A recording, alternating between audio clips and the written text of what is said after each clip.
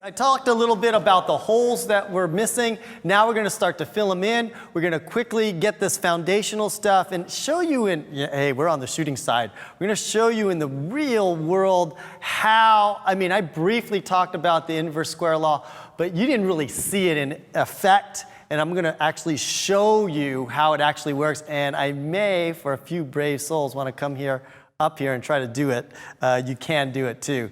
So that'll be good. Okay, so controlling one flash. Listen, folks, if you can't completely control one flash, good luck trying to control two. It's the same thing with posing. If you can't pose one person well, how are you going to pose a couple? It just looks mediocre at that point. So I really need to get this down real quick on how to control one flash and know it like the back of your hand, okay? So we're gonna go through that. Oh, by the way, I got a free app. You can, in the USA, you can text Scott Robert to 24587 and you can download this app. It's a sticky album and you have all my contact information and everything there. You could also follow me on Facebook at Scott Robert Lim. And also, if you want to join the CreativeLive Facebook group that I have, go to Scott Robert Lim and CreativeLive, and we can discuss things in there. TTL versus manual. I'm going to teach you how to use your flash in manual. And why is this? You've heard this before. Anybody use this mode here on their camera? Please raise your hand. Who uses? Everybody. Why do you use manual instead of the running man or the mountain or the flower? Why? Why do you do it? Control, right? That is telling you that the camera sucks because they don't know our vision. They can't figure out the exposure automatically. That's why we have to pull it into manual to fine-tune our light. Same thing with flash, right? You put it in manual because you don't want to compromise your vision, right? That's why we use manual and flash, because you can nail it. Whereas TTL, it's close, but sometimes we have to compromise our vision a bit because it's close but not good enough, okay? That's one reason. Another reason why. How many of you guys have studio setups, like the backdrops? Any of you out there, right? Did you go to your store and say, hey, give me the TTL studio setup? No, they don't even make anything. So look it. In the real world, in portraits, when you want to get serious about portraits, they don't even use TTL. Does that tell you something about the reliability of TTL at this moment, right? Manual is much more consistent, right? And to me, let's say I use TTL and, well, it works a majority of the time and it's 50% of the time and it'll get me something and where I want to go, right? To me, it's like, why do I want to mess around with something that doesn't work even 20% of the time, right? And then I have to refigure everything out, or I'm compromising my vision 20% of the time? No. I want my vision 100% of the time. And so that's why I learned to do, yes, manual's a little bit more difficult, but I learned to do it because my vision is paramount. And I want to be able to control. Okay? So, and another is savings, right? And we talked about this before. We could go to the price comparison. Let's say this camera here. It has the built-in wireless, of course, and to control it, you've got to spend $800. But if you go to a manual system, you literally can get this for the same amount, right? And so therefore, we're not made out of money. And so definitely, this is the better way to go. If you want to take a look at my stuff, there's discounts there. Okay, this is why I like a manual system too, is that you can use any flash. So you don't have to change completely over to a new system. Like if you're going to go from, say, Canon to Sony, oh man, I got to sell my lenses, I got to do this, I got to do that, and right? we don't want to do that. But when we're using manual flash, you can still use the flashes that you have if they're manually controlled, and you can just add them to whatever other flashes and use them all together, so you're not wasting any money. So that's why I like a manual system, because you could just use literally anything. And later on, I'm going to show you how to use like $20 flashes you can find online that even have some automatic exposure too, which is kind of cool. But you know, it's old school ways, and I'm going to teach you new folks some old school ways of what we used to do in the film days. Okay, so flash is not controlled by shutter speed. That is the #1 thing that I realized that students don't get. They can listen and see this darn slide for 7, 8, 9, 10, 20 times, and when we go out in the real world, it still doesn't click into them. Shutter does not control the flash at all. It's the #1 misunderstood concept, okay? It's because flash light travels at a very, very, very, very fast speed. It's instantaneous. So no matter how fast your shutter, 8,000ths of a second, whatever, that is slow compared to the speed of light. So when light's coming into your camera, right, you can't control it by like your shutter going back and forth and letting half the light in. That's impossible. You know, if this is your sensor, if you're gonna fire your flash when that sensor is halfway up your sensor, you're not controlling half the light. You're just creating that sensor exposed and that a huge old piece of a shadow on the bottom, right? And that's when your flash is not in sync. Okay? And that's why you get that. So what you have to do is make sure that you're using your flash typically under 200th of a second, and you will be able to flash sync that correctly. But however, you're going to see global shutter come out. You know what global shutter is? They're going to eventually, I think probably Sony will do this first, they're going to eliminate the shutter. So the sensor just turns on and off. So in the future, I guarantee you, you're maybe within a few years or maybe sooner, you're not going to even need to worry about flash sync and shooting in manual, because they're just going to turn the sensor on and off. And you're not going to have to wait for a slow shutter to come up and reveal. They're going to get rid of that sucker. Just turn it off and on. You're going to see some probably amazing stuff come in the future. It may get to the point where on a sensor, they'll make part of the sensor ISO 800 and the other part ISO 100 or whatever, and do some crazy HDR stuff on it. But anyways, the future is going to be amazing with technology, but we just kind of have to know what's going on. Okay, flash sync, we talked about that. 1/200th of a second. Flash duration becomes your shutter speed in very, very, very, very low light. So when you're shooting in low light, like this situation was here, you notice that I was shooting at 1/6 of a second. That really wasn't my shutter that was stopping that action. How could I stop that bead of water right there if my shutter speed is at 1/6? What it was the flash, how long that flash went on and off. That's my shutter speed in very dark. So you have to understand that concept and wrap your head about it. Sometimes it takes you a while to get it, and then boom, the light bulb goes off and goes, oh, I get it now. And that's going to unleash some power to you. Shutter controls the continuous light that's in the room or the environment, the ambient light, right? So the reason why I put that at 1/6 of a second, because it was very, very dark, but I wanted those clouds up there. And so the light was barely hitting those clouds, so I had to open up my shutter. Even though it was still very dark, I had to open up my shutter to 1/6 so I could grab that. So I was shooting 2 exposures at the same time. One exposure was what my flash was doing, which was lighting her up. The other exposure was my background. So I was shooting 2 in 1, okay? And so how that works is, let's say that there's light in the room and you put this person in a black box and allowing no light to come into it, okay? Now, if I set up my flash and I fire my flash, it lights for a fraction of a second, doesn't it? Right? How long can I keep this shutter open before this is overexposed if I metered it correctly and I had the right exposure here in my flash? How long could I leave that shutter open before that image is overexposed if I use my flash? Doesn't matter. could be forever, right? Because what happens is, see that? That flash goes on and off instantaneously, right? So on, off, on, off. See that? Person is still there. But when you're in very dark light, your flash fires it. That's your shutter speed. For that fraction of a second, it records it in your camera, but if it's dark, there's no more light that's strong enough to overexpose that flash that you did, okay? And so it's not going to overexpose it.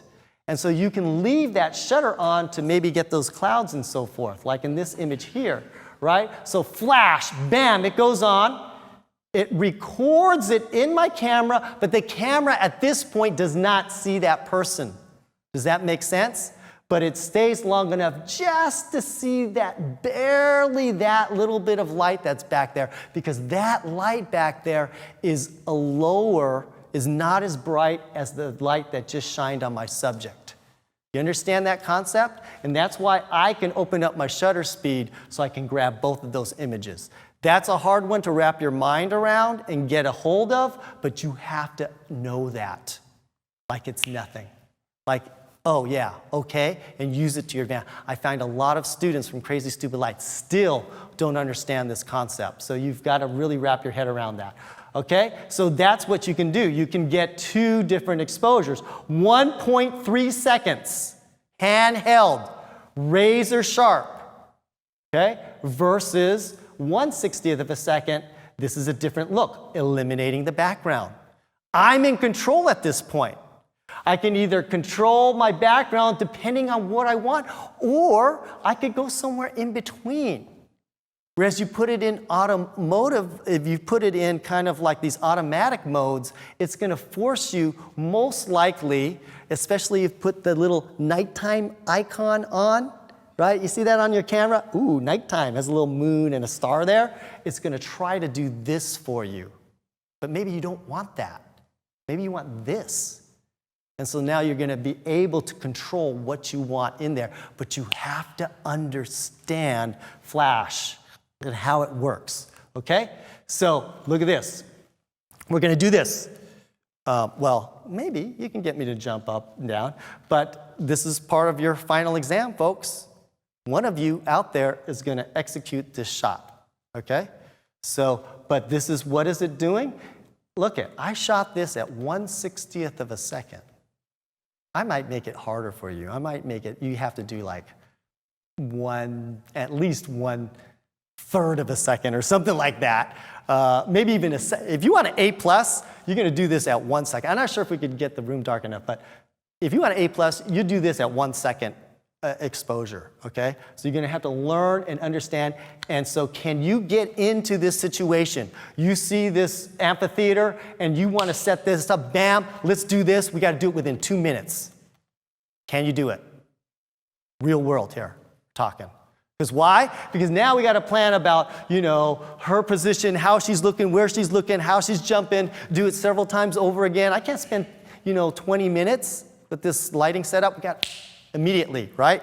Okay, so that's how you do. You can stop action, right? That's amazing. Okay, so anyways, basics. 1 unit of light. If you want to add another, double it, that is 1 stop. I'm always talking about stops. So stops is doubling or having light. If I said reduce it by a stop, if you're holding the flash and I said reduce it by a stop, that means cutting it in half. So it's usually 1 light. That's why on my flashes here, you notice that it's doubles, right? 1/8 power, 1/4 power, 1/2, or it goes the other way. And so 1 stop is 1 light, which is half the power, and that's how you do it, okay? So if you were adding another stop onto this, how many balls of light would you see down there? 4. You guys are awesome, all right? So if I was shooting this at f4 to get me equivalent exposure without changing the shutter or the ISO, what is the f-stop here? 3.5? 3.5. How many agree with him? 5, 6. 5, 6. You got it. That's it. Right? Okay. Now you want one more stop. You're adding twice as much light, but you want the equivalent exposure. What's the f-stop there? 7.1. 7.1. Anybody agree with that? 8.0. Leave it to the Asian guy in the room to get all this right. Okay. Yes. You are Asian? Yes. Okay, yeah. 8 point. Okay, people, this is a must. You must not even be able to think about this. You, bam, bam, bam, bam. You've got to understand this like it just is nothing. Like, oh man, this is like first grade, right? It needs to be that fast because in the real world, chaos is going to break loose. And you have to wrap your head around this. So how this works is f-stops usually go by these numbers here, okay? In the old days, we were looking at the lens and it had those numbers on it all the time. Maybe if you're a Nikon user, your lenses still have it, and so that's why we memorized it. Technology didn't do you a favor in memorizing those numbers because now they're not evident. But how it works is they're all multipliers of 1.4. So if you want to get to the next stop, you multiply 4 times 1.4, and then that's how you get your next number. You multiply that times 1.4, you get your next number. If you want to reduce it by a stop, you divide it by 1.4. See how that is? Because 1.4 times 1.4 is the square root of 2. Okay? And that's why it is, and everything is doubling or halving in light. And so don't let these numbers scare you. Just remember it's doubling or halving, and if you know that, then it's all good, okay? And so this is a cheat sheet on how to get you started with it. And so how it works is this on my card. Let's say you want to shoot an exposure of 5.6 at ISO 100. You look on the, you notice that there's no shutter speed on here? No shutter speed. It doesn't control flash, so there's no shutter speed on here. So what you do is set your flash on 35 millimeter zoom. That's the standard default of all flashes is 35 millimeter spread. Okay? So if you have a fancy flash that can zoom, make sure you set it to 35 millimeter. See, on my flashes, I don't even give you that option. I eliminate it. Because I know sometimes you could hit a button and all of a sudden you're at 105 millimeters and you set up your flash and go, what's going on here? It's not working right. So I take that factor out of the equation and I just make it all 35 millimeters. So it's all set at that distance, okay? And so set it at 35 millimeters, the zoom on your flash, okay? And you line it up. Right? 100 ISO, 5.6. What flash power does it tell you to set it at? 1/8 power, right? So you set it at 1/8 power. You stand 6 or 8 feet away, depending on what flash you use. Now, my flash is around 6 feet, okay? And they all fall within that range, okay? And you hit it, and boom. That will get you started, okay? Now, if you are a little bit too strong with your flash, what are some methods that you could do to reduce the flash power? You could do it by distance, right? And that is my preferred way because with distance, I'm not changing any of my camera exposures. Yes, I can change the light value by changing my f-stop. But then my background's going to be all messed up, right? So I rather go by distance is my favorite way to control the light. So we'll do this in the example. We'll fine tune it. And because of the inverse square law, which we're going to find out, 1 foot or 6 inches or so could literally mean the difference of 1 stop in your light. Because half the distance is 2 stops to light. So let's say you're 6 feet away. If you move in 3 feet, you've just gained 2 stops of light. So if you, so from here to here, literally is 2 stops. That's 4 times as much light. So you just have to move it back. If it's too strong, you usually just have to move it back a little bit like that. That might be 1 stop right there. You understand? So it's not a lot. And so it's usually minor adjustments.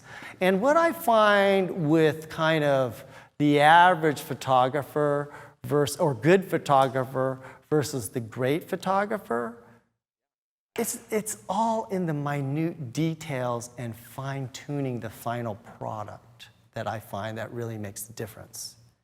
Okay?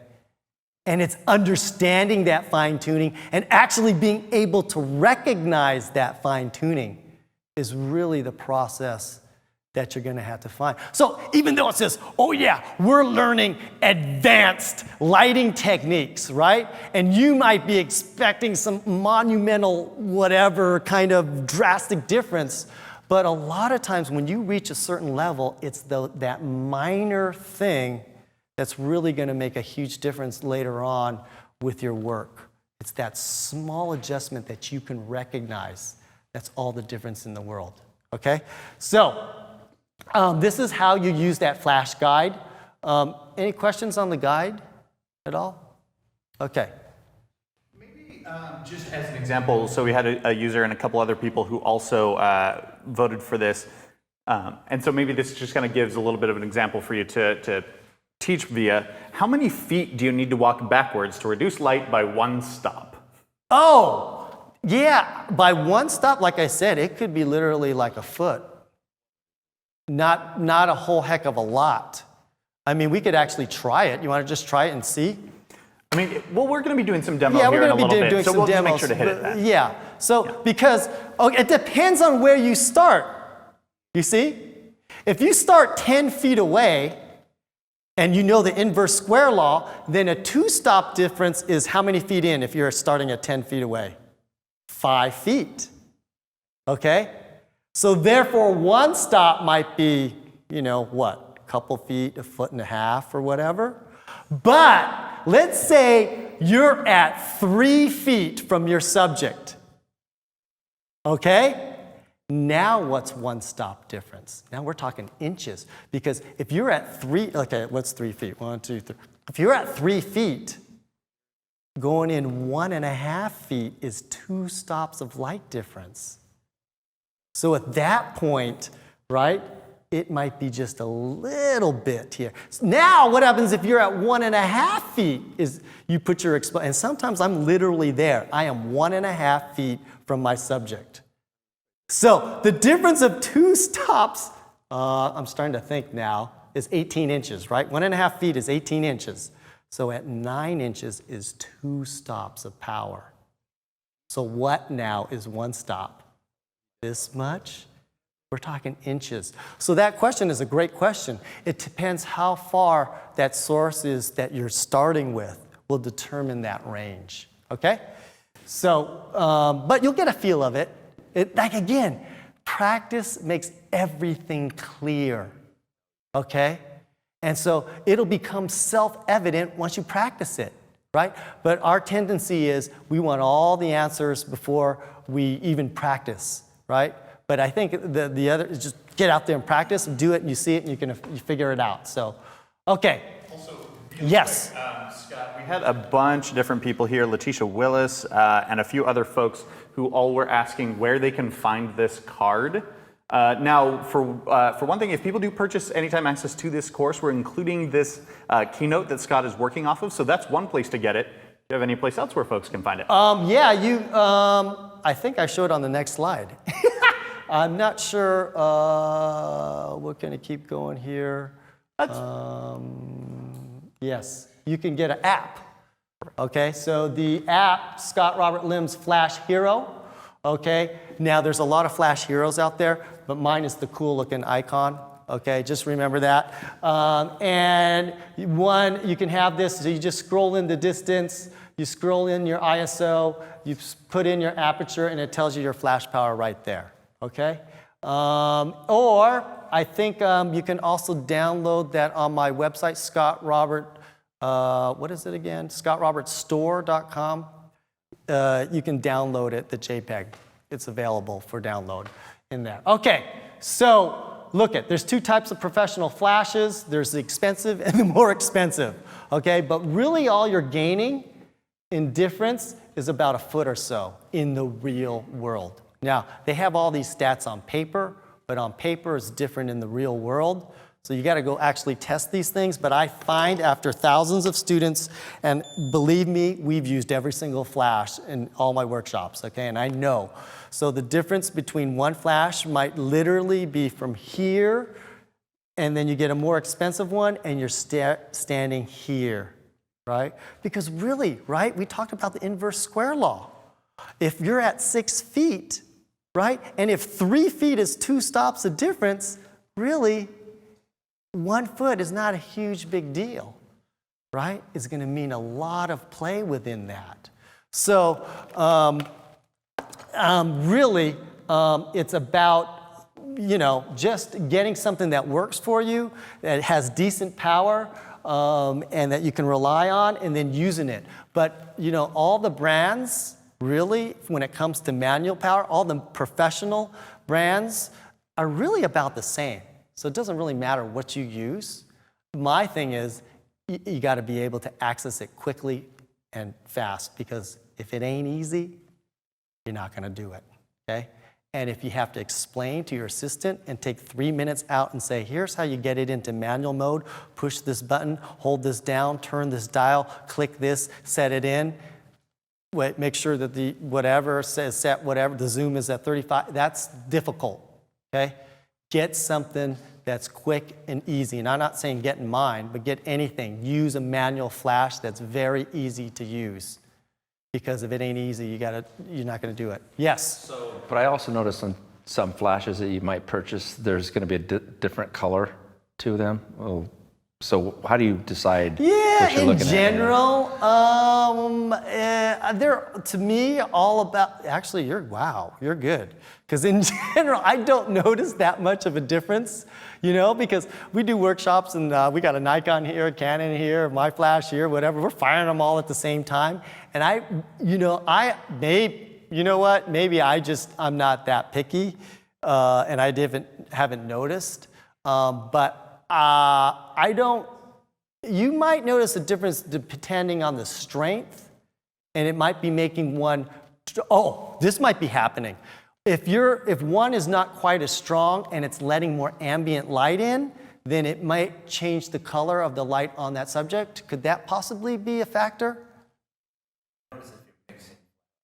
You can tell a little bit of difference from okay. Well, one brand versus another, you know. Okay, so I'm not too, that's a good question. I'm not too sure about that. I haven't noticed too much of a difference, but in general, I think it's pretty safe, and there's definitely a workaround of that, and I don't think that's going to be too much of an issue. Okay, so let's get going here. Let's talk about the inverse square law, and we'll finish up with a lot of this technical stuff, and then we'll actually get into an example so we can do it and really set in your mind. So this is kind of like the textbook right now, and then we're going to go through all this stuff, and then we're going to do it in real life so you can see it. Okay, so the inverse square law is this. If you're 6 feet away and you're firing at full power to create this exposure here, okay? If you move it in 3 feet, if you're at full, if you move it in 3 feet, what are you? What flash power do I set that at? 1/4 power. 2 stops, right? Full, 1 stop is halving it. So that's half power, and then you got to half it again, all right? And that's 1/4 power. Wow, that's a huge difference from going from full power down to just 1/4 power by just moving it in 3 feet. Get your flash in as close as possible to your subject. Not only are you going to save a lot of flash power, you're going to get better, higher quality of light. Why is that? The source is going to be bigger. Okay? So get it really close to your subject. Okay? So also an interesting thing is, do you see the spread? This is really why I don't use like grids or snoots that much. It's because I tend to just, instead of narrowing my light, see how the light kind of goes out like this? So let's say I'm shooting Shane, that's right. Let's say I'm shooting Shane from here with light. Light is starting out and it's going wider and wider and wider. Now it's lighting you up, it's lighting you up. It's going all over the place. But if I start my light here, it's going to fire here. It's going to stop. You're not going to get this area as much. You're not going to get that area as much. So you can move your light closer to control that light, that beam of light in. Okay? Also, a great thing is, if you're 6 feet back from your subject, let's say your subject's here, and my flash is 6 feet back, then it's going to travel 6 feet behind your subject and light up whatever's behind there. That's great if you want it lit. What happens if you don't want it lit? So I rather move my flash in 3 feet, and now my light travels 3 feet behind my subject and starts to fall off, and so now you don't see my background. That's especially important if you want to what? Gel that background. You don't want to contaminate that color that you've created there. So understanding this and managing it and getting your light close as possible is going to help you manage when you set up 1, 2, 3, 4 flashes and you're making that red, you're making that blue over there, and you're doing all this crazy stuff because you need to control each portion of that light so it doesn't leak out into other areas to contaminate it. That's why you have to understand this concept, okay? All right, so let's do it. So here's the 2 stops of difference. So perfecting the light, oh yeah, this is the essential, one of the essential things is getting the right exposure is easy. I gave you that chart, but when in the real world talking to students, this is the one thing that they didn't understand, and shame on me for not teaching you, is really the positioning of the light. This is key, okay? So the one thing is you need to use light to create shadows, okay? That's why you're using this light, is to see a lot of shadows in it in the real world. So how do we create shadows? Number 1 is using a short side shadow. This is short side because the shadow is on the closest side of the face to the camera, the short side. Short side shadow. So how you get short side shadow, if the nose is always pointing towards the light, if you have the off-camera light, always point the nose towards the light and you're going to get some short side shadow.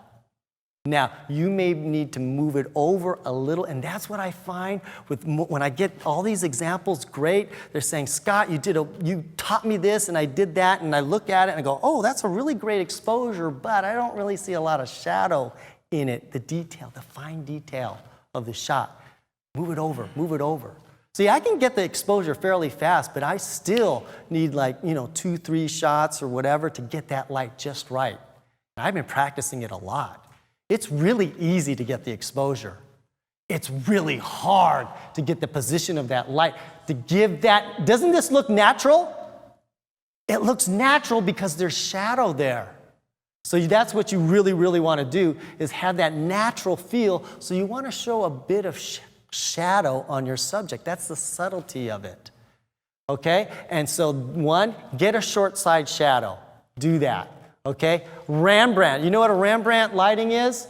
Rembrandt lighting is, I'll go through all these first and then I'll show examples. Rembrandt, there's loop lighting, there's butterfly lighting, okay? There's the clamshell, which I like using a lot, and nose towards the light. Remember that.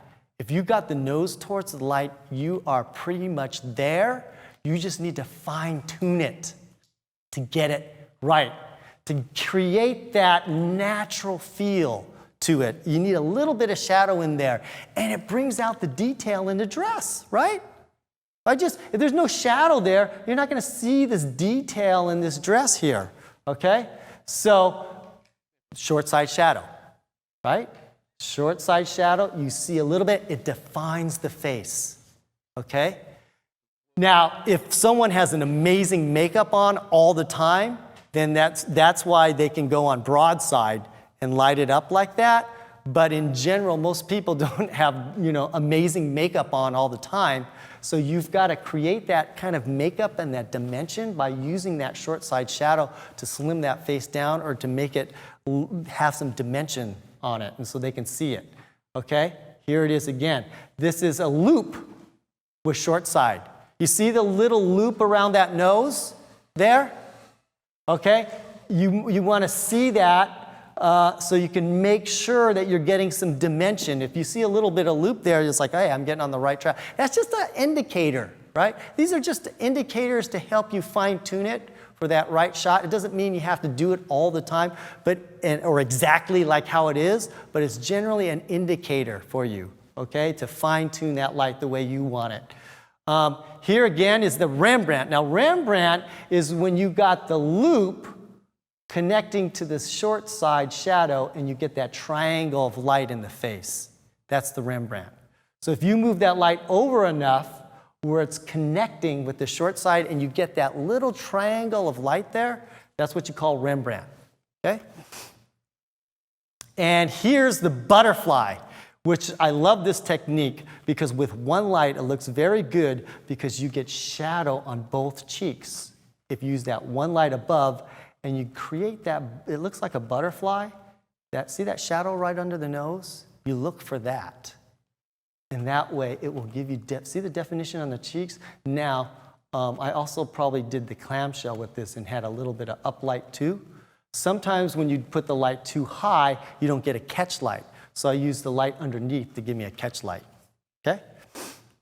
So that's butterfly. So this is the essential skills, right? Use light to create shadows, right? Short side shadow, Rembrandt, loop, butterfly, clamshell. We got to master these by these 3 days. We got to understand it. We got to know how to do it. We got to get to it, right? And that's why I said video light's easiest. We'll probably demonstrate it with that, okay? So nose towards the light. Just remember that. We're going to practice the one-shot exposure and kind of how to fine-tune that, okay? And then we're going to try, let's put it at 6 feet. Let's put it at 3 feet. Let's put it at 1.5 feet. And let's notice what it's doing to the background too, okay? And see how much of that background you see and how much you don't see, okay? And we could even put it at 12 feet and you can see that it's going to light up that whole wall back there pretty much, okay? Then we're going to try to use the video light so we can kind of understand this short side and this loop lighting, the Rembrandt, and so forth.